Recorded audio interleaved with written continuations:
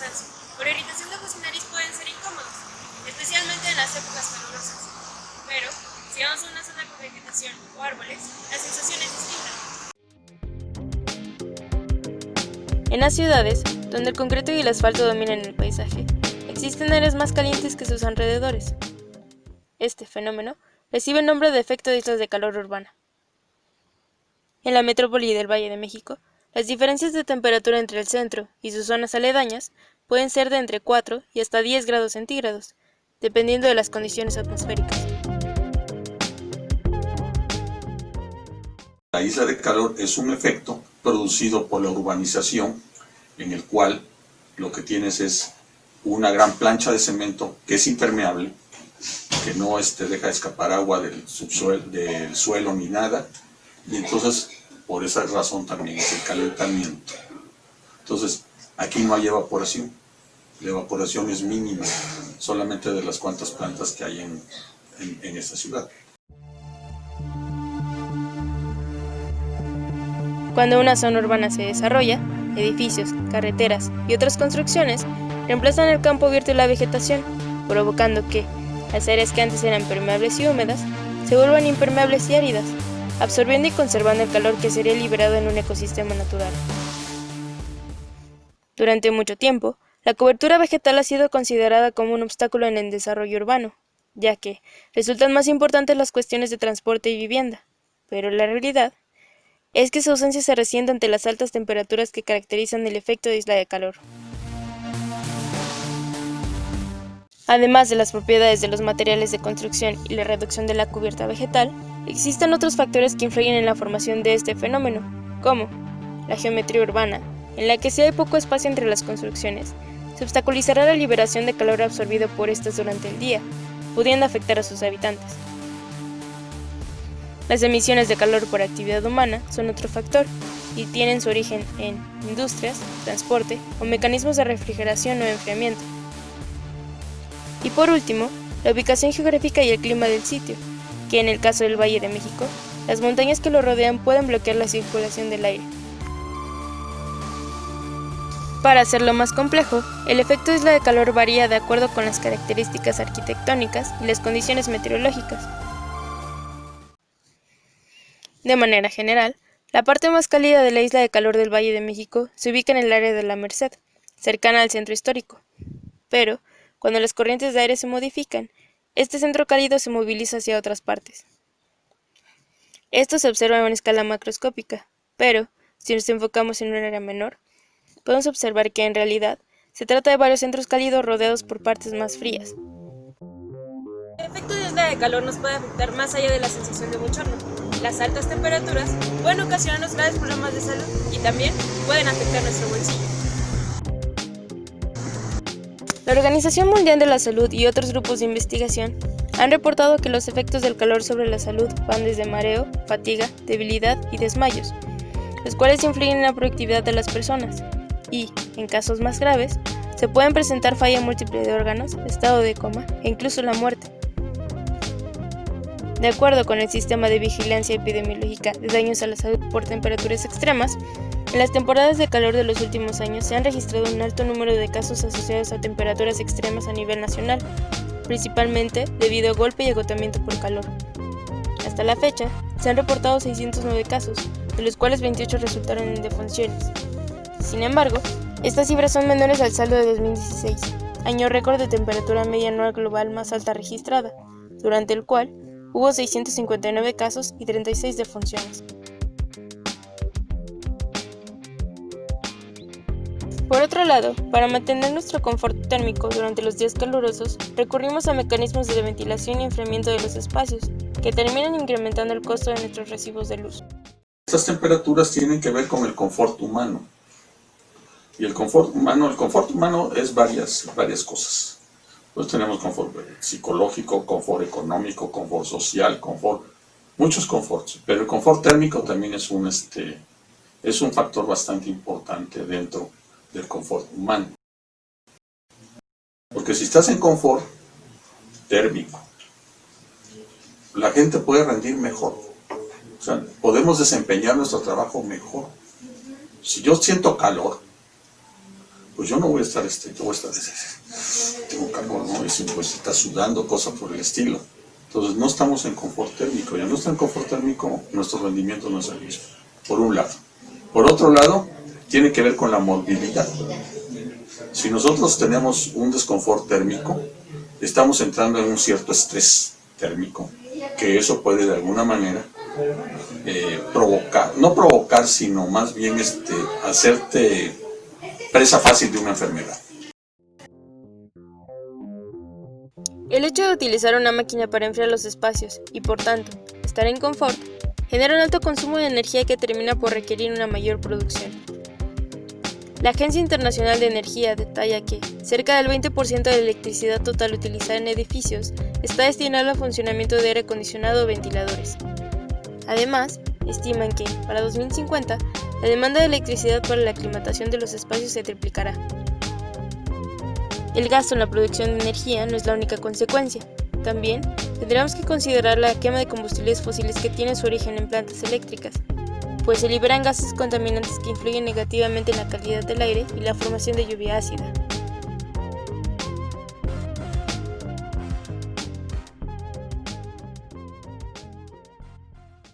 En el proceso de expansión de las urbes, se tiende a incrementar la superficie con concreto o asfalto, la cantidad de construcciones en una misma área y el número de habitantes. Esto, entre otras cosas, provoca un aumento en la intensidad del efecto de islas de calor. El Consejo Nacional de Población estima que, para el 2030, la población total de la zona metropolitana del Valle de México pasará de los 20.693.000 habitantes a los 22.360.000. Si a este crecimiento de la mancha urbana le aumentamos el incremento de la temperatura asociada al cambio climático, ¿qué podría pasar en el futuro? No integramos estos dos aspectos, el aspecto urbano de impedir o regular el crecimiento urbano de la ciudad, más una calidad ambiental más o menos importante, el futuro de la ciudad, si bien es cierto, no en un escenario completamente pesimista, pero sí estaría comprometido en el mediano y largo plazo, ¿no?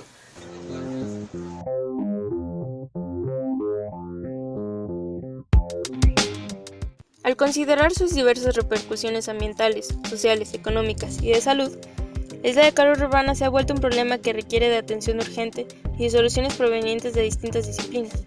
Ecólogos, biólogos, urbanistas y arquitectos han propuesto alternativas para mitigarla. Una de las más sencillas y extendidas es pintar las superficies de blanco, lo cual contribuye a reflejar los rayos solares en vez de absorberlos y calentar los espacios.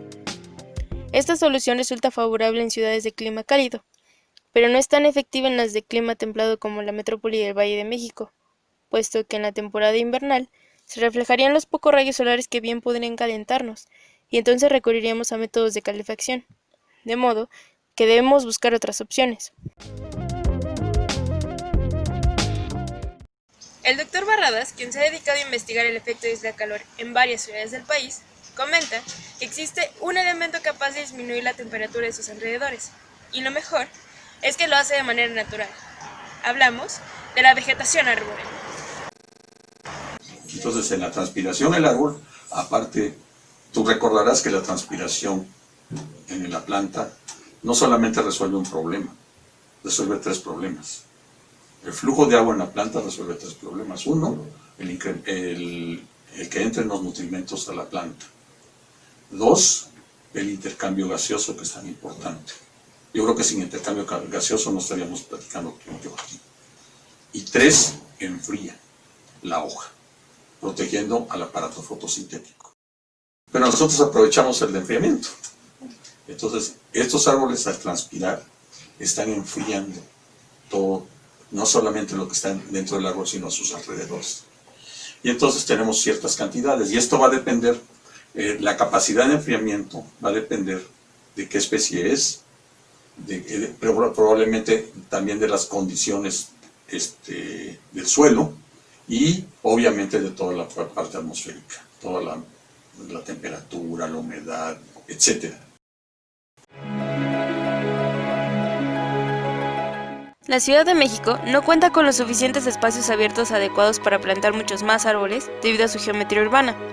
Por eso, el Dr. Barradas propone que los parques urbanos pueden ser visualizados como módulos que pueden hacerse más eficientes desde el punto de vista del enfriamiento al considerar a los árboles como elementos arquitectónicos.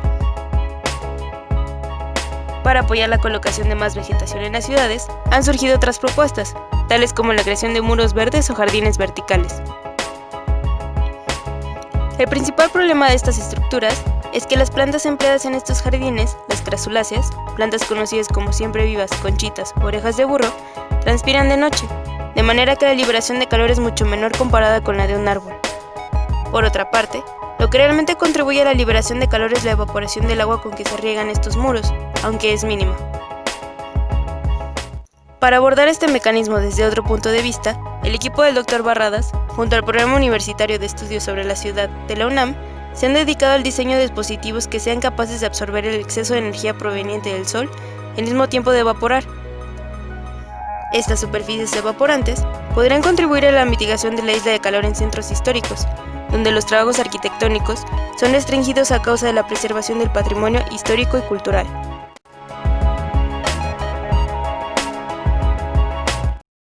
Al poner sobre la mesa las distintas alternativas para mitigar el efecto de isla de calor, la vegetación urbana se proyecta como una de las opciones más viables en cuanto a costo y tiempo, aunque con mucho trabajo por delante. La percepción de la sociedad y de las autoridades al respecto es una de las dificultades a enfrentar. Tenemos la cultura del asfaltado, de la pérdida de la diversidad, y el árbol se le ve como un problema, no como una solución ante el problema del incremento de la temperatura media. Que seguimos viendo los parques como residuales, ¿no? Como no importantes, cuando al contrario deberían, creo que, estar al mismo nivel si queremos tener una ciudad vivible en términos psicosociales y ambientales, ¿no? Son espacios también que, si están bien cuidados, bien llevados y bien manejados, te permite tranquilidad, ¿no? Y esa disminución del estrés es muy importante para ciudades como esta, ¿no? Y desafortunadamente, a pesar de que existe una legislación en la materia y que además es bastante laxa, no se toma en cuenta, ¿no? O sea, tenemos muy poca infraestructura verde en esta ciudad, muy poca, ¿no? Y ya sea porque la ciudad se la ha comido o porque simplemente no tenemos esta visión de una infraestructura verde que te permita resolver gran parte de los problemas sobre los cuales se está concentrando gran parte, inclusive de la salud pública. La presencia de plagas, la carencia de herramientas y el personal destinado al cuidado de los parques urbanos también se suma a esta cadena de obstáculos. Partiendo desde la perspectiva de la planificación urbana, el Dr. Pérez Campuzano plantea que la vegetación puede tener un impacto significativo en la mitigación de la isla de calor si se trabaja a tres grandes niveles. A nivel de zona metropolitana, fortaleciendo los grandes parques como Chapultepec y Aragón. A nivel delegacional, con los parques de las delegaciones. Y a nivel de barrio, tomando en cuenta la vegetación de camellones y banquetas. Hay que creer en que se puede transformar esta ciudad, ¿no? O sea, esta ciudad no es una situación tendencial, ¿no? O sea, podemos modificarla y creo que hay grandes espacios de oportunidad para trabajar, ¿no? Yo creo que llenando nuestra casa de plantas, podríamos contribuir un poquito a esta mitigación de la isla de calor o a este problema de la contaminación térmica.